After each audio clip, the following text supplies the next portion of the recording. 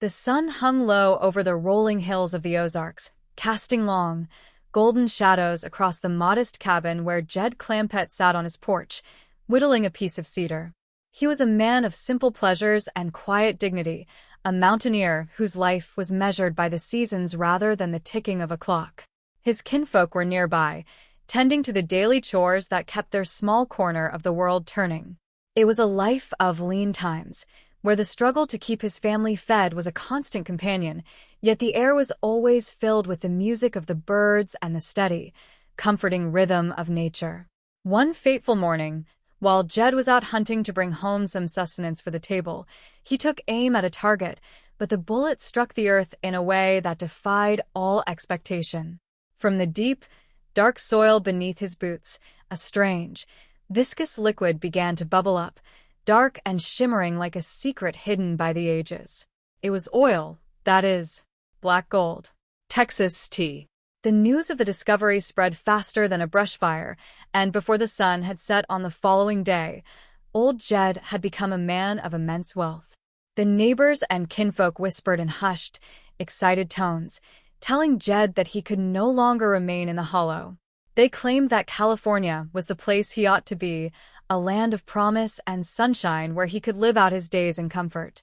And so, with a mixture of nostalgia and quiet determination, they loaded up the weathered truck and they moved to Beverly Hills, that is. Swimming pools. Movie stars. Life in the big city was a stark contrast to the quiet hills, yet the Clampetts carried their values with them, navigating the strange new world with an innocence that often bewildered the city dwellers around them. In the heart of Beverly Hills, the grand office of Mr. Drysdale was a bustle of activity. Mr. Drysdale, a man whose life was dictated by the ebb and flow of finances and the pressures of his position, found himself in a peculiar situation involving the Clampetts and a young man named Shorty Kellums. Shorty, a spirited fellow with a penchant for mischief and a strong aversion to commitment, had found himself in a rather precarious predicament involving Alverna Bradshaw. Alverna, steadfast and determined, had set her heart on marriage, and Shorty, though fond of the lady, seemed to view the prospect of matrimony with the same enthusiasm one might reserve for a long walk in the rain without an umbrella. The air in the office was thick with expectation. A young woman stood nearby, her expression a mix of concern and lingering affection.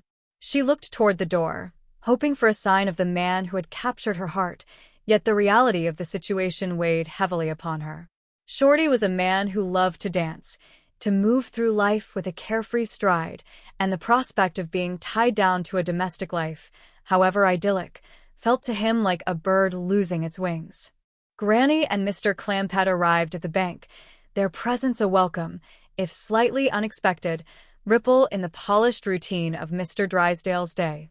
They moved with the grace of those who were entirely comfortable in their own skin, regardless of the ornate surroundings. They had come to invite the bank staff to the wedding of Shorty and Alverna, an event that had been fraught with more twists and turns than a mountain trail. Mr. Drysdale greeted them with the practiced charm of a man who knew the value of his clients, though his mind was already turning toward the logistics of the ceremony and the preservation of his own sanity. The discussion turned to the wedding itself, and it became clear that the path to the altar was anything but smooth. Shorty had, in a moment of desperate flight, found himself locked in a makeshift cage, a structure built by the local mayor, a man who possessed a talent for metalwork that exceeded his understanding of human nature. The cage was intended to serve as a deterrent to Shorty's wandering spirit, a challenge for him to remain in one place for long enough to see his vows through. Within the confines of that cage, Shorty grumbled and plotted, his mind constantly seeking an opening, a way to reclaim his autonomy. Jethro, a young man whose heart was as big as his stature, stood guard, his own confidence fueled by a firm belief in his own intellectual prowess. Jethro was convinced that his own mind was a bastion of logic and reason, a giant brain that could not be outwitted by the likes of a mountain fellow such as Shorty. He spoke of his intellect with an earnest pride, blissfully unaware of the irony that played out in their daily interactions. Shorty, ever the opportunist, played upon Jethro's vanity, whispering tales of wonders and hidden knowledge, coaxing the younger man into moments of distraction. The back and forth between them was a dance of wits, where the line between mentor and student blurred in the most humorous of ways. Jethro's unwavering belief in his own genius was the shield behind which Shorty operated, and the tragedy of the situation was, quite simply, non-existent, replaced by a series of light-hearted misunderstandings that kept everyone on their toes. As the day of the wedding approached, the tension shifted from the cage to the grand preparations. The entire group moved with a collective purpose, though their methods were unconventional at best. The rehearsal, intended to be a solemn practice of the upcoming union, quickly descended into a chaotic display of personalities. People shifted in and out of their roles, the air filled with the sound of laughter and the occasional sharp rebuke from Granny, whose sharp eyes missed nothing. They tried to go through the motions, to speak the words that would bind the couple in wedlock, but the distractions were constant. Every time they seemed on the verge of clarity, a new complication arose. Shorty, ever the restless spirit, found new ways to vanish just as the critical moment arrived, his presence marked only by the trail of confusion he left in his wake. Yet, through it all, there was a sense of underlying affection, a shared journey that had brought them together and would, in time, see them through the challenges that life in Beverly Hills presented. The morning of the ceremony arrived with a bright, clear sky, a testament to the new beginning that awaited the couple. Mr. Drysdale, having orchestrated the events with a precision that bordered on the obsessive, ensured that every detail was accounted for. He had sent for the judge, a man whose time was as valuable as gold, and he stood with a watchful eye, determined that this time there would be no deviations. The office was transformed, the atmosphere shifting from a place of business to a sanctuary of celebration. When the time finally arrived, and the words were spoken, there was a moment of profound realization. They had reached the destination they had been striving for, and in the quiet aftermath of the vows, the complexities of their journey faded into the background.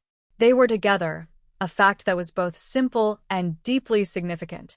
They had faced the hurdles, the misunderstandings, and the laughter, and they had come out the other side as a unit, ready to face whatever the future held with a renewed sense of purpose. In the final moments of the day, as the sun dipped behind the hills of California, a sense of peace settled over the group. They had learned the value of patience, the importance of staying true to one's word, and the joy of finding humor in the most unexpected places.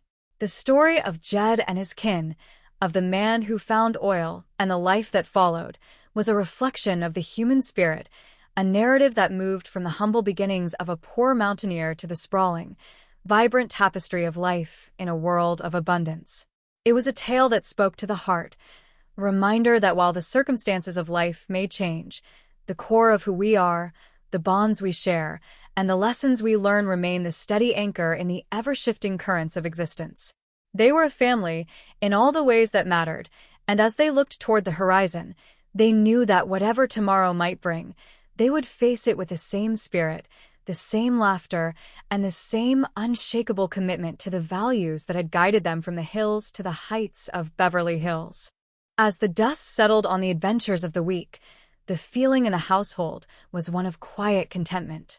There were no grand tragedies, no insurmountable obstacles, only the day-to-day rhythms of life being lived to the fullest. The lessons they had learned about trust and integrity were woven into the very fabric of their interactions, a testament to the growth they had experienced together.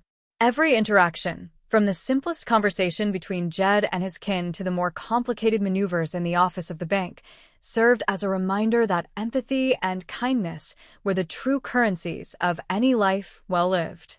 They found beauty in the small things, the shared meals, the stories told in the twilight, and the laughter that echoed through the rooms. The education they had received was not one found in books, but in the experiences of the heart, a practical wisdom that served them better than any formal schooling could ever provide. The spirit of their journey was one of inspiration, a call to view the world through a lens of optimism and to approach the challenges of life with a light touch. Even in the face of the most frustrating of circumstances, they had managed to maintain their composure and their sense of self. The humor they found was never at the expense of another, but rather a shared acknowledgement of the inherent unpredictability of human nature. It was this approach that kept their connection strong, that turned potential conflicts into opportunities for growth, and that ensured their story was one of light and levity rather than burden. As they moved forward, they carried the wisdom of the hills and the lessons of the city, a unique blend of perspectives that define their identity. They were prepared for whatever came next, confident in the knowledge that they had the support of each other and the foundation of their shared values to carry them through. The legacy of the Clampetts was not merely in the wealth they had stumbled upon, but in the way they lived their lives, always with an eye toward the good and a hand ready to help those in need.